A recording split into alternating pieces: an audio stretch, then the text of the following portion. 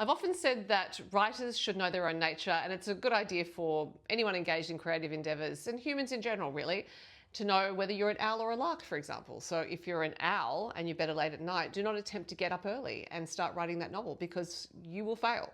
And then you'll beat yourself up about it, and then the whole thing will be wretched. Much better to honor your nature and be the owl, write late at night, don't get up in the morning. Now, I'm mentioning this in my Publishing Bootcamp Lesson 25 because it gives some context to what I'm going to say about small writers group. Now, I am not a joiner.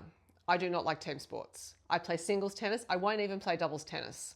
That's how much I don't like team sports.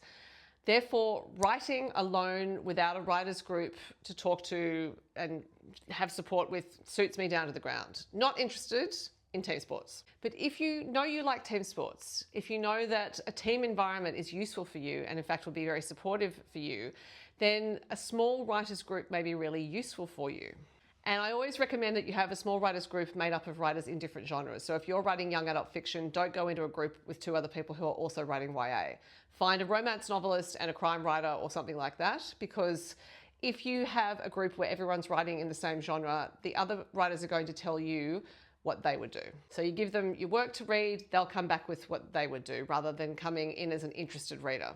One way you can find these writers to be in a writers group with is through your Writers Centre. Now, in the previous video, I talked about Writers Centres and the Australian Society of Authors, and I think these are great places to meet other writers with whom you may wish to form a small writers group. I also think the local library is underutilised in this respect. I think you could put a notice up on a notice board and say you're a local writer and you're looking to meet other local writers.